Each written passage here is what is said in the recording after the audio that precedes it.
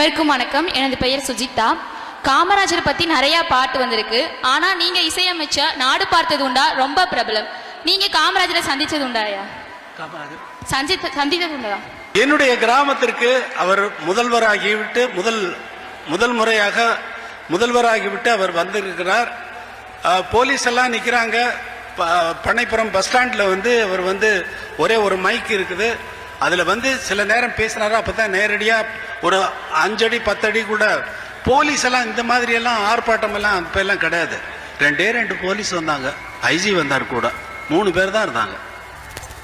அவர் மாதிரி யாராவது இருக்க முடியுமா உலகத்தில்? அரசியல் இனிமேல் சுத்தமாக நடத்தணும், நல்லபடியாக நடத்தணும், மக்களுக்காக நடத்தணும் அப்படின்னு யாராவது நினைச்சா காமராஜர் படுத்த இடத்துக்கு ஒரு நமஸ்காரம் பண்ணிட்டு அவருடைய ஆசீர்வாதத்தை வாங்கிட்டு போனாங்கன்னா ரொம்ப நல்லது. ஏன்னா அவ்வளவு ஒரு சுத்தமாக அரசை நடத்தியதும் சரி, மக்களுக்காக திட்டம் போட்டு மக்களுக்கே பொண்டு சேருதான். எனக்கு படிக்கிறதுல ரொம்ப ஆர்வம் ஜாஸ்தி. நான் படிக்கிற நேரத்தில் எனக்கு பணம் இல்லை, கிடையாது.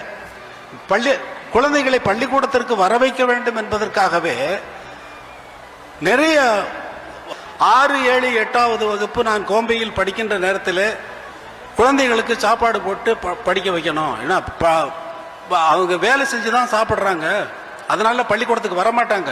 அதனால பள்ளிக்கூடத்துக்கு வர்ற குழந்தைகளுக்கு சாப்பாடு போடுகிற திட்டத்தை சொல்லுங்க அப்படின்னு சொன்னா சுப்பிரமணியம் இது நடக்கவே நடக்காதுன்னு. ஏன்? நிதி ரொம்ப பெரிய நிதி நமக்கு தேவையா இருக்கும். பட்ஜெட் சொல்றாருங்க, குழந்தைகளுக்கெல்லாம் சாப்பாடு போடுறதுக்கு 21 லட்சம்னு. இன்னைக்கு நடக்குமா?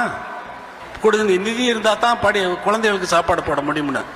அந்த இலவச உணவை நான் சாப்பிட்டு படித்து 6, 7, 8 படித்து நான் வந்திருக்கிறேன். அவர் போட்ட சோத்துல வளர்ந்த உடம்புன்னு வச்சுக்கோங்க. அது 6, 7, 8னா 3 வருஷம் போச்சு. 3 வருஷமும் எனக்கு மதிய உணவு காமராஜர் கொடுத்த உணவு.